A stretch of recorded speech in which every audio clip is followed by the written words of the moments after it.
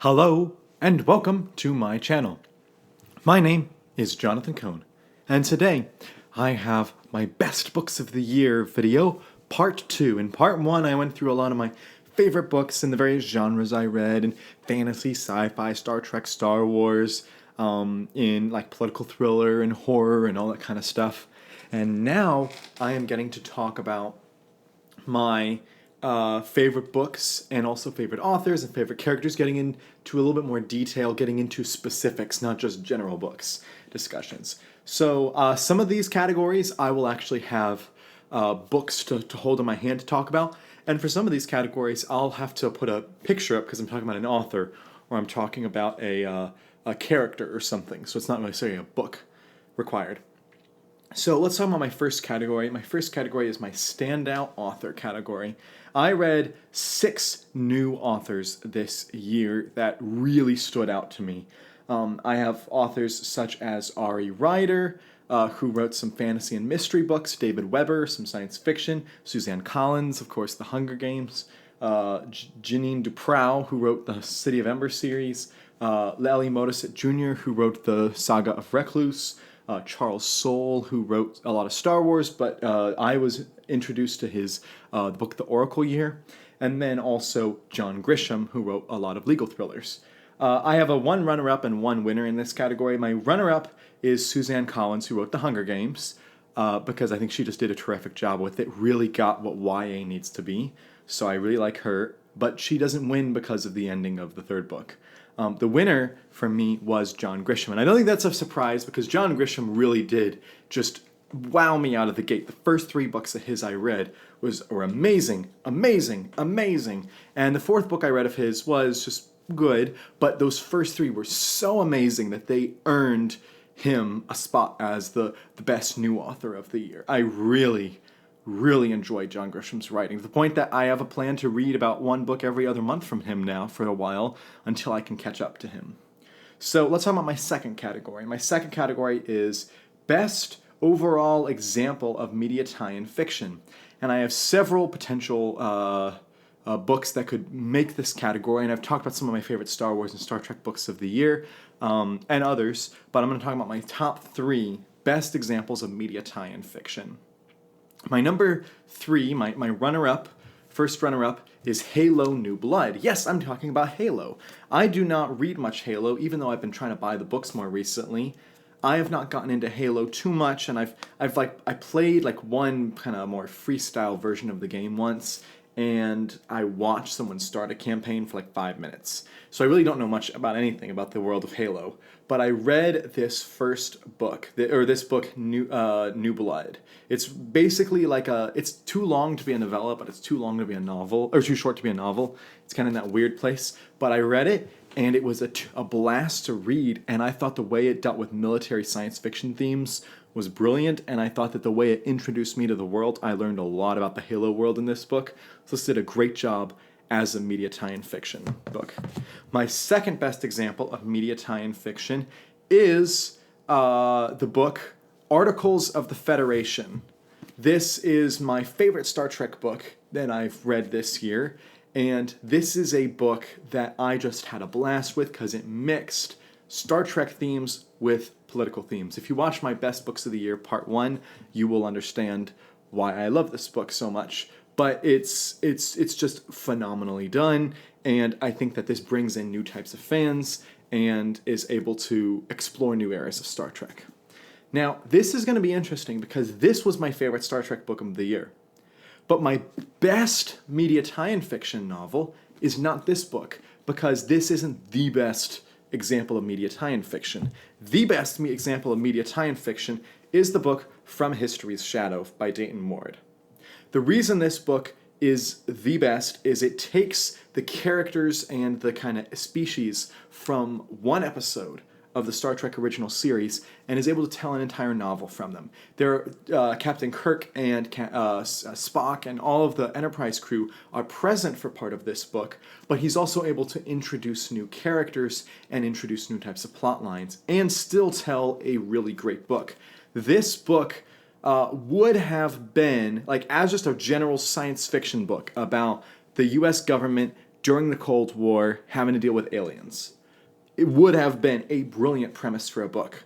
But the way he's able to take that premise and tie in all the Star Trek themes and tie in the Star Trek characters and whatnot is just masterful. It's very rare that a Star Trek author is able to write just a novel of this caliber, not even including Star Trek elements into it. Dayton Ward, the reason they keep him around in Star Trek is because he knows Star Trek and he's good at writing Star Trek books. But his problem is most of his Star Trek books aren't amazing, they're just good Star Trek books. But this is when he broke out of his shell, he was able to truly do something transformative in the genre while still adding to the Star Trek mythos. And that's why this is the best example of media tie-in fiction. So let's get into my next category, which is my favorite fantasy characters of the year. I had quite a few potential favorite fantasy characters, but I narrowed it down to my top 3. So my number 3 is going to be Rin from the Poppy War series, specifically from the Dragon Republic. I do not like grimdark books. This is a grimdark trilogy. And I'm traditionally more, if I'm going to read fantasy, I want to read classic European style, like fantasy with knights and with dragons and with damsels in distress and all those types of themes. That's the type of fantasy I get all on board with. And so this was stepping out of my comfort zone to read this trilogy. I read the first book about a little over a year ago, and then I read this book, and then I read the third book this summer. And I really was invested in it. I thought the prose were great. I thought the themes were great, even though I disagree with them. I thought that the characters were well done, and I thought the character of Rin, I think her full name is like Ruinen, but Rin, she was just superb in this book and in the whole trilogy, and she has a great character arc, and you really feel for her, and she has to make tough decisions, and she has to do things that if we were in that if I was in her place, I don't know what I would do. So I just thought she just really stood out to me. And even though this wasn't necessarily one of my top books of the year, fantasy-wise, it was well worth it. Her character was. Next, I'll talk about my second runner-up is Wayne from the Wax and Wayne series, specifically from The Lost Metal. I thought that Brandon Sanderson did a brilliant job with Wayne's character development in this book, particularly. He did a good job setting it up from book 1 and building it in books 2 and 3, but this is when Wayne leveled up to a top-tier Cosmere character for me. I really like Wax Williams still, and I think Wax is more my style. Like, if I want to root for a protagonist, I want to root for Wax, because he's your standard, I'm going to do the right thing, because it's the right thing, and I like that kind of character, but Wayne is that kind of roguish, oh, he's gonna make me laugh. And boy, did he make me laugh, and he made me cry. So this is a great book, and Wayne was a great character for the year. So that's my number 2. But we're getting to my winning character, which is gonna surprise no one, yet it will still probably anger people. And that is the character of Rhapsody from Rhapsody. So she has this just, despite being a woman who has been through a lot in her life, who has had some horrible experiences, she has this sweetness to her, this innocence that's really special. She has this optimism about the future. She has this willingness to do what's right. She has this friendship that she's able to build with these other characters. She has this motherly aspect when she's around children that works really well. Everything about Rhapsody I just really liked, and I really liked the way that the author used her story to tell deep themes in this book. Now, we'll talk about why the series as a whole is not a favorite series yet later, but I still overall like what they did with Rhapsody, particularly in book 1. Book 2, I still liked Rhapsody, but I didn't love her as much, but book 1, in this book, she was just superb in this book. So next, we will talk about my favorite sci-fi characters of the year, and I don't have the books to hold in my hands at the moment for them. But I have characters that I really enjoyed in the science fiction genre, even though I really just read one main series and then a couple of side books this year for science fiction. But I have them. King Peter from the Saga of the Seven Sons was one of my favorites. Queen Astara, also from the Saga of the Seven Sons, was one of my favorites. Colonel Jacob Faraday and Matthew Ramey, also known as Manta, from The Manta's Gift. They were both fantastic characters, and Ramey would be my runner-up Matthew Raimi Manta would be my runner-up. I loved his character in the Manta's Gift. But my favorite science fiction character I've read this year is the character of Honor Arrington. It is so amazing when you have a author who is able to write a Goody Two-Shoes character and make you root for the Goody Two-Shoes character. In Harry Potter, you're not necessarily rooting for Hermione, you're rooting for Harry. Harry is breaking the rules to do the right thing. Hermione is trying to stop him from breaking the rules, generally speaking. Occasionally, she breaks the rules with him, but she's usually trying to stop him from breaking the rules. But in this book, you have Honor Arrington who's doing everything by the book, everything exactly lawfully and morally good as she's supposed to do. And normally you hate that person, but for somehow, I think David Weber is able to make you love this character. And so I thought that Honor Arrington is my favorite science fiction character from this year, and I have a bunch of books of her to read, and I can't wait to see her grow as a character. Next, we'll talk about my favorite Star Wars character of the year. Again, don't have books to show, so I'll have to show a picture for my favorite. I have 2 runner-ups and 1 winner. The one runner-up, Roog, from the Brotherhood novel from Star Wars, was great. Also, Vernestra Rwoh from the Star Wars High Republic, particularly Mission to Disaster. I thought Vernestra had some great development in that book. But the winner for me for Star Wars Character of the Year is Lorna D. from the High Republic novels, but she had a lot of time in Tempest Runner, which is all about her. Lorna D., Captain of the Lorna D. I thought that Lorna D. is a really compelling character in that she is trying to just survive and also trying to help her group, but she's kind of willing to change things if circumstances change. So she was interesting. And then for Star Trek Character of the Year, I've already done videos on my favorite Star Trek characters in the post-Nemesis line, characters that have really connected with me, all that stuff. So I'll just mention that Una, also known as Number 1, I read her at the end of last year, and I wish I had read her in this year because she was great there. But there's only one Star Trek character that stands out as this is the new Star Trek character I enjoyed reading, and that's Nenya Tobacco from Articles of Confederation and several other series. But Nenya Tobacco is a wonderful Star Trek character. Now we're getting into a category that I feel awkward discussing but needs to be discussed, and that is my most disappointing books of the year and my worst books of the year. These are 2 different categories. Most disappointing books of the year means that I didn't hate the book, I was just hoping for so much more, and this book let me down.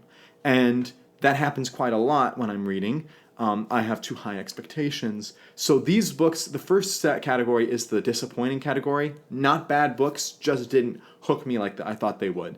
Then I have the worst books of the year, which I try to not talk about bad books, but I'll talk about them for this video. So let's talk about most disappointing books of the year. One of my most disappointing books, Zeros by Chuck Wendig.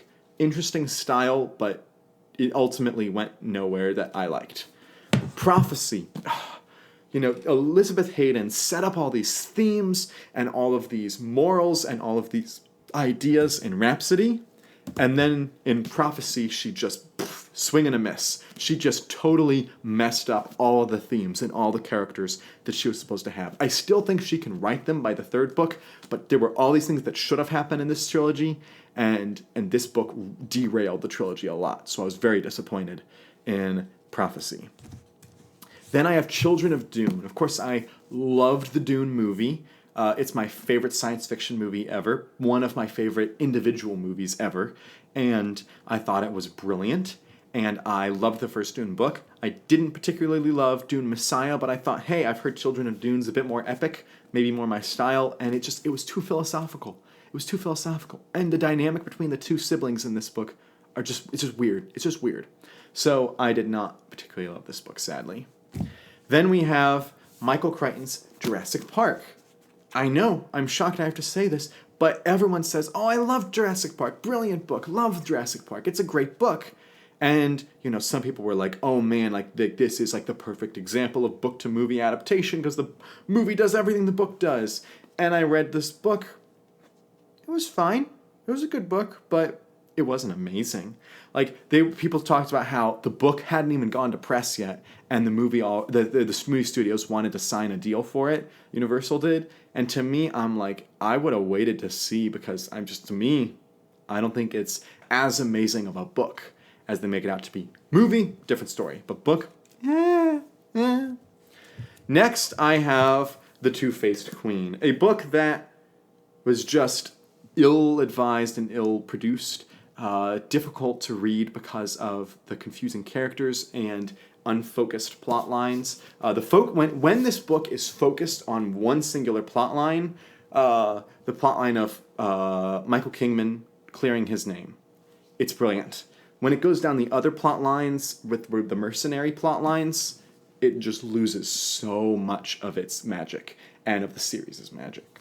So this was a book that I was very mixed about and very disappointed. But let's talk about my most disappointing book of the year.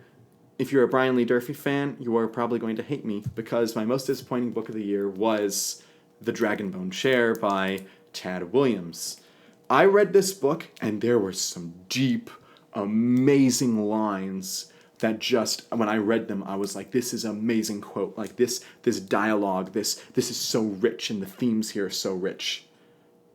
But as a book, it was not fun at all. It felt like a dredge to read. And I plan on reading book 2 in January, and maybe I'll feel more into book 2 when I read it. But after reading book 1, I didn't love it. I love the cover. I love all the covers of the books, but very disappointing in this book. Very disappointed. It was a meh book. Next, we're getting into my worst books of the year. I have 6 books that I rated as bad books this year, and it's so painful of me to even talk about them on YouTube. It feels bad to do, but people have asked me for this, and I'll talk about them. So I have put them in my list in from the least bad of the bad books. They're all, I think they're all bad, but from the least bad going down to the worst. Oh, this is so painful to talk about. We have Spinnerette by Timothy Zahn, the first negative review I've given Timothy Zahn. I've read 25, 30 of his books. Didn't love this book. He wrote my favorite science fiction book of the year and my least favorite science fiction book of the year. So I thought Manta's Gift was amazing, but I thought Spinnerette it had interesting ideas, and it was interesting that Zahn would approach the themes, because he normally avoids politics. He approached certain themes that I thought were interesting in this book, but overall he just didn't go anywhere proper with them. Then we have Voyage of the Forgotten by Nick Martell. It's so sad that Nick Martell made 2 books on this list. Most disappointing book and one of the worst books, because last year when I read The Legacy of the Mercenary King, the first book, The Kingdom of Liars, I thought it was a brilliant book, and I was so excited that this young writer had so much potential before him. And then I read the second book and was a little demoralized, but I was like, I'll read the third book on release week. And it took me several weeks to get it. And it just was, I have a book review for this, as all the books I've talked about. But I was just so disappointed in this book because it had way too many things to do. It should have been focused on one thing that I won't spoil, but it should have focused on that one thing, and instead it just had all these things it had to cover. And he was trying to make a Wheel of Time epic, and it should have been a more smaller character-focused book. And so I was very disappointed in this. Also, just didn't like the characters. When you make your characters unlikable. Next, I have Queen's Hope by E.K. Johnston. E.K. Johnston, this was similarly where every book I felt in The Legacy of the Mercenary King, like the first book was like a 4 out of 5, second book was 3 out of 5, third book was a 2 out of 5. That's how I feel with the Queen's Shadow, Queen's Peril, Queen's Hope books. The first book, I thought I was enjoyable. I didn't hate it, but it was enjoyable. Then the second book, I didn't care for it, but hey, it wasn't horrible. And then the third book came out, and I was like, this is not good. And part of it is because there's no plot. Part of it is because she does things to characters that she shouldn't do, we have characters that we like that you should keep us liking. Don't make us hate the characters we like. The second thing is she just writes themes that just don't fit in Star Wars, I feel. She's trying to shoehorn in styles that just don't naturally match. So, no, I just didn't like the plot in this book because there's no plot. Next is the book Midnight Horizon. did not like this book really, and the way they handled any of the characters. Some of the characters in this book are not bad. Some of the characters are quite good, but they were just written in such a depressing way. And this book has humor, but it's just ill-advised humor. Every plot decision in this book, I was like, if you had just done this instead. If you had just done this instead. Like, it had potential for greatness, but I just didn't enjoy the process of reading. And it's a thicker book for Star Wars. You know, I've read tomes, those are different, but for Star Wars, most Star Wars, specifically the YA books, like 300, maybe 350, maybe 400 at most. This book was like 480 pages long. So it was a long book for YA, but none of it was really enjoyable. But there's a reason that my last two books in my worst books of the year are where they are, because these truly, like, the difference between the last books I talked about and the next ones are huge. There's a huge chasm in quality. Perhaps the worst Star Trek book I've ever read, How Much for Just the Planet. I have a full review on this book. I hated it, and I don't use that word lightly with books. I hated this book for a myriad of reasons. It didn't write Star Trek characters well. It did not market itself well. It did not handle itself the way it was supposed to be handled. Everything about this book was poorly done. Everything about this book was just wrong. The humor, the characters, the writing, the marketing, the cover. The cover, I bought it because of the cover and the premise, and I wish I hadn't, because the cover and the premise are actually not matching the book entirely. So, I have my full review if you want further information. But then I have... I can't believe I have to talk about this book, Shadow Moon. George Lucas and Chris Claremont, what were you thinking? What were you thinking? You have Willow, an amazing movie, an amazing fantasy movie, one of the best fantasy movies that's not part of like a big franchise like Lord of the Rings or Harry Potter. Like, if you take out those types of movies, Willow's one of the most amazing fantasy movies ever. And then you have George Lucas is like, you know what, I want to write a trilogy for this series. And I'm like, oh, okay, we get some Willow novels, cool. And then he's not even called Willow in the books. And it's like, what? You're not even calling him Willow? And then it's like, oh yeah, and we're not even going to be in the lands of Willow in the books. We're going to go to this new land. Okay. Oh, and also, we're going to take out everything you like about the Willow series, and we're going to make it dark and depressing and sad, and then we're going to make this character that you loved in the Willow movie a jerk, and we're going to minimize the humor of the brownies, and we're going to make this several scenes unnecessarily long. Oh, and this is just the first book in the trilogy. Boy, was I mad. Boy, was I mad reading this book. Yeah, this is one of the worst examples of media tie-in fiction ever. Ever. I would almost recommend, I hate this book this much that I would recommend this book to media tie-in fans so you know what not to do if you want to write a media tie-in fiction novel. This is one of the worst screw-ups I've ever read as a book. Oh, I'm angry about this book. Let's get into some happy moments. Woo! All right, switching over. Let's end this on a happy note. I have two more categories to discuss. I have my best YA books of the year and my best middle grade books. I'm going to talk about my 5 best YA books of the year. I read somewhere around, I'm doing the math right now, like 7 or 8 YA books, but I'm talking about the 5 that I liked. So I read a trilogy and a duology, which the duology is it's not finished. It should have been a trilogy, it just never got finished. But the trilogy is The Hunger Games, with The Hunger Games, the first novel, with Catching Fire, and with Mockingjay. I thought that Hunger Games was really good, Catching Fire was amazing, and I thought that Mockingjay was disappointing, but not horrible. Then I also read the duology Hit and Strike by Delilah Dawson. I have, as I said, I have reviews on all of these books on my channel. But thought that this was amazing and thought this was really, really, really good as well. If I had to narrow it down to my top 2, my runner-up is Hit. I thought Hit was just a brilliant concept, an original concept, a new way of telling this type of story. I thought that... I thought that the creativity that had to go into this book was just brilliant. I thought the creativity here was just brilliant. I thought the characters really connected well. It was YA, but it wasn't teeny bopper YA. Delilah Dawson has this style that's visceral that I just love.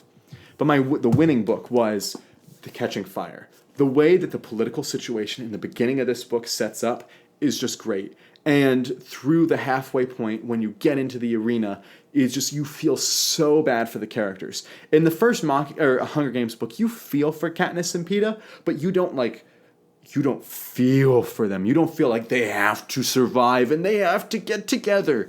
That's how I felt in this book. Because, for one, we'd already had a book with them, but their characters just developed so perfectly. And she had an economy of words in this book. She was able to very quickly make me fall even more in love with these characters. She was able to really make me connected to them and have to find out what happens. Whereas she thought she should do the same thing in Mockingjay, and in Mockingjay she needed to do more because in the first book she had to get us from A to B. And in the second book, she had to get us from B to C, and she was able to do those.